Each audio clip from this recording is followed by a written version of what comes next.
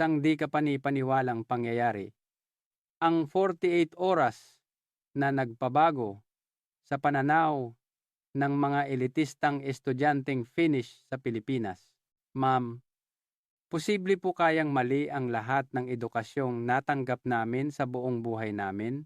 Ito ang tanong na may kasamang luha mula sa isang 16 taong gulang na lalaking estudyanteng Finnish, isang produkto ng sistema ng edukasyon na itinuturing na pinakamahusay sa buong mundo sa loob ng 15 taon ko sa internasyonal na edukasyon.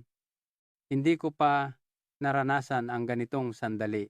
28 pinakamahuhusay na estudyante mula sa Finland, galing sa sentro ng edukasyon sa Europa, ang Helsinki, ay napilitang mag-emergency landing sa Ninoy Aquino International Airport sa Pilipinas dahil sa isang biglaang bagyo.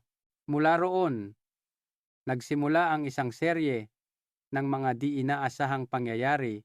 Alam nyo ba, ang mga estudyanteng ito na buong buhay ay itinuro na ang Finland ang numero 1 sa edukasyon ay natulala at hindi makapagsalita sa loob lamang ng 48 oras na pananatili sa lupain ng Pilipinas.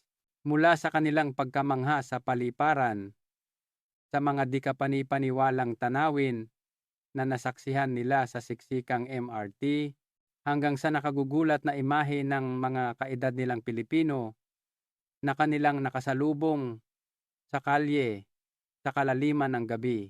Ang buong akala nila ay Finland ang pinakamahusay sa mundo, ngunit natuklasan nilang ang tunay na progresibong lugar pala ay ang Pilipinas. Ang 10 taong gulang na estudyanteng si Emilia, sa kanyang nakagugulat na pahayag sa mga mamamahayag sa kanilang sariling bansa, ay lubos na yumanig sa sistema ng edukasyon ng Finland. Ano nga ba ang kanilang nakita sa Pilipinas? Bakit ang mga taong buong buhay na naniwala sa mga prinsipyo ng Nordic ay biglang nagsimulang humanga sa Pilipinas? Ang 48 oras na tala ng isang gurong Pilipino na may 15 taong karanasan na personal na nasaksihan ang lahat ay magsisimula na ngayon. Bago tayo magsimula, kung maaari ninyong i-like at i-subscribe ang channel, ito ay magiging malaking motibasyon para sa akin upang magbahagi pa ng mas maraming magagandang kwento tungkol sa Pilipinas. Magandang araw sa inyong lahat. Ako si Isabel Reyes, isang guro sa isang paaralang Pilipino sa Helsinki, Finland sa loob ng 15 taon. Nagtrabaho ako sa sistema ng edukasyon ng Nordic at nakita ko na ang iba't ibang larangan ng edukasyon sa buong mundo. Ngunit ang karanasan ko noong nakaraang taglaga sa NAIA, ang pinakamalalim na alaala sa aking buong karera sa pagtuturo.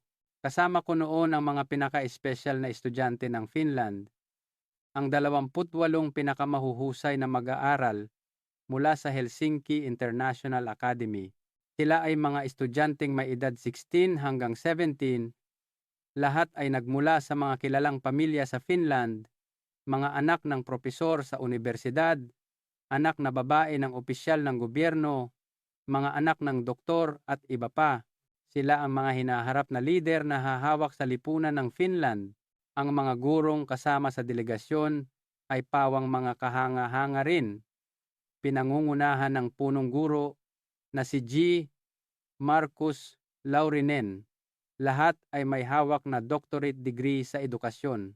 Ang layunin ng aming field trip ay suriin ang sistema ng edukasyon sa Timog Silangang Asya at patunayan ang kahusayan ng edukasyon ng Finland na kinikilala bilang pinakamahusay sa mundo.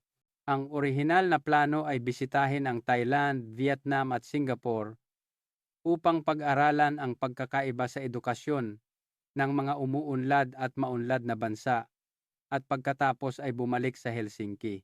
Subalit, dahil sa isang biglaang bagyo, ang ruta sa South China Sea ay ganap na isinara. Napilitan kaming mag-emergency landing sa pinakaligtas at pinakamalapit na internasyonal na paliparan ang Ninoy Aquino International Airport sa Pilipinas. Nalito ang mga estudyante. Ang kaalaman ng karamihan sa kanila tungkol sa Pilipinas ay limitado lamang sa mga magagandang dalampasigan at overseas Filipino workers. May ilang estudyante na nagsabi, hindi ba't puro rote memorization ang edukasyon doon? Isa itong atrasadong lugar, di ba?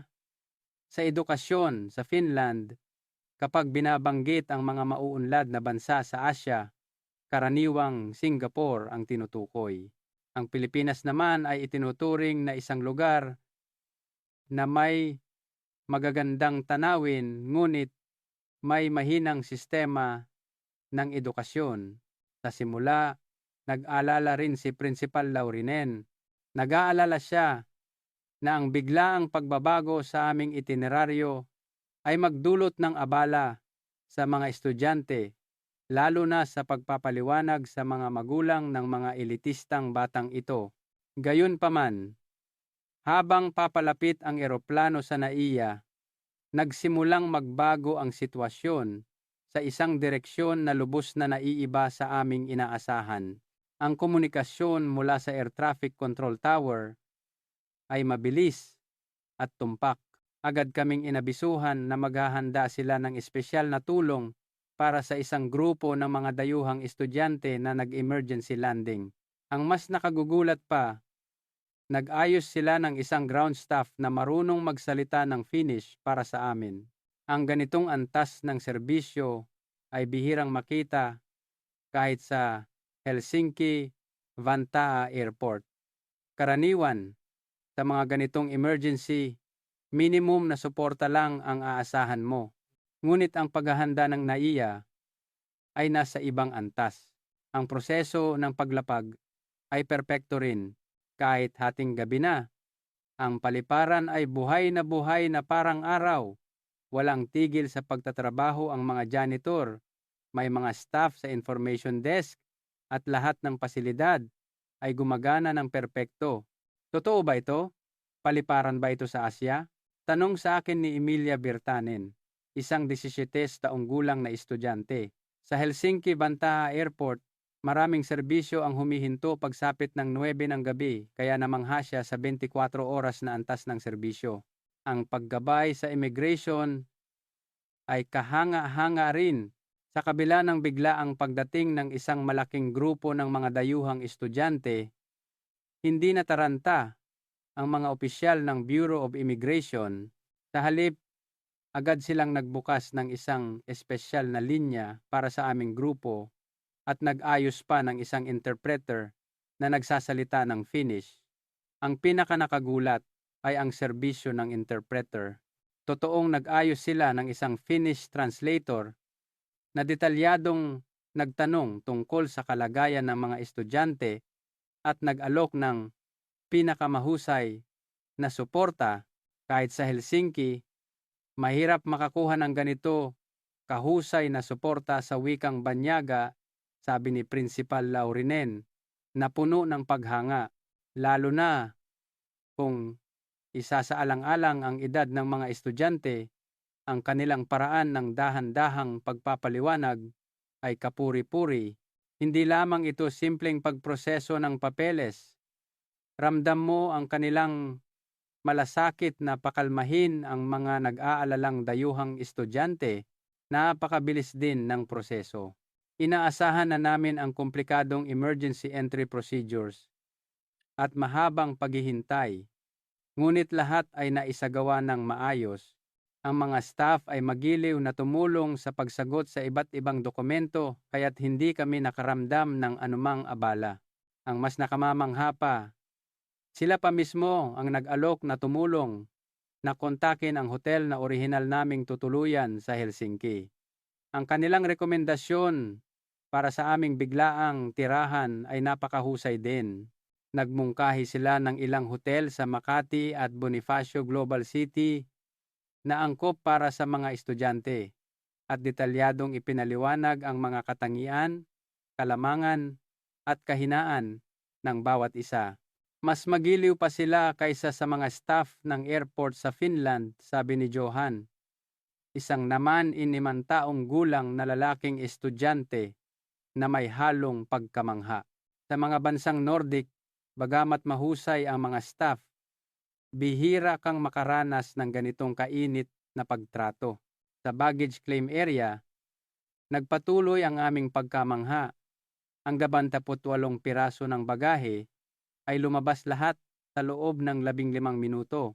Ipinapakita sa malalaking screen ang status ng mga bagahe sa real time, kaya alam mo kung aling flight at kailan eksaktong lalabas ang mga ito. Sa Finland, karaniwan na ang delay sa bagahe, kaya't ang mga estudyante ay labis na humanga sa ganitong kahusayan.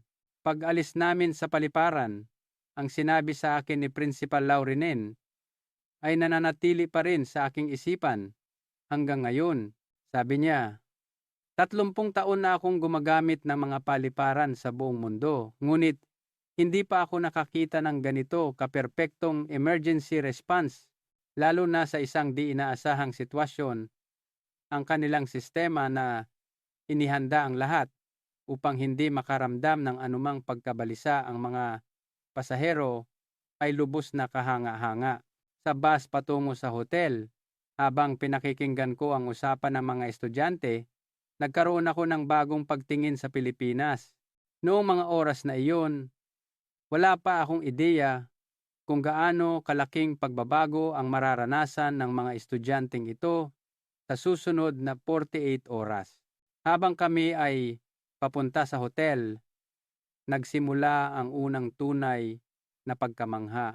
Ang tanawin ng Pilipinas mula sa Skyway na nag-uugnay mula Naiya patungo sa sentro ng lungsod ay ganap na nagpabago sa mga inaasahan ng mga estudyante.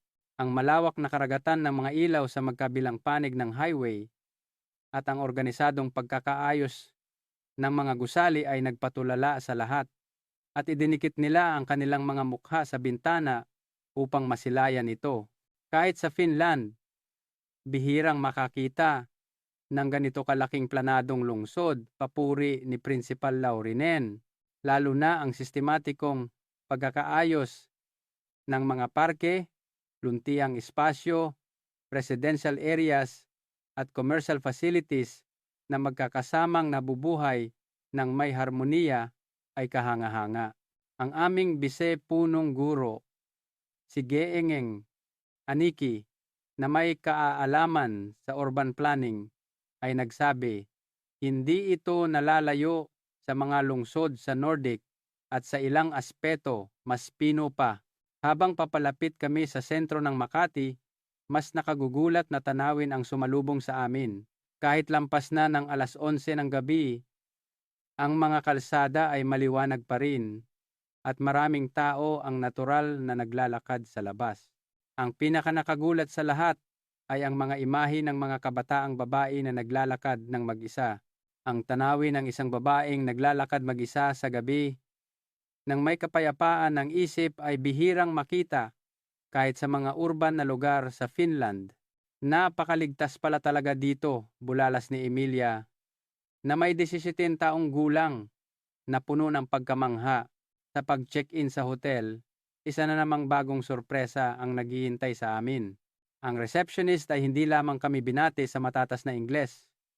Ngunit nang malaman nilang kami ay isang grupo ng mga estudyante, agad silang nag-alok ng pinakaangkop na serbisyo. Kahit hating gabi na kami dumating, detalyado nilang ipinaliwanag ang lahat mula sa oras ng almusal kinabukasan hanggang sa mga kalapit na convenience store. Higit pa rito, naunawaan nila ang aming sitwasyon bilang mga biglaang bisita at naghanda pa sila para sa amin ng mga gabay panturista. Ang pinakanag-iwan ng marka ay ang kanilang taos-pusong pagtanggap. Naramdaman namin ang isang init na higit pa sa karaniwang serbisyo sa negosyo, isang tunay na pakiramdam na kami ay welcome. Sa elevator papunta sa aming mga silid, habang tinitingnan ko ang mga mukha ng mga estudyante, naramdaman kong mabilis na nagbabago ang kanilang pananaw sa Pilipinas. Ang mga batang ilang oras lang ang nakalipas ay nag-aalala tungkol sa isang atrasadong islang bansa sa Asya ay ngayon puno na ng kuryosidad at pananabik sa kanilang mga mukha.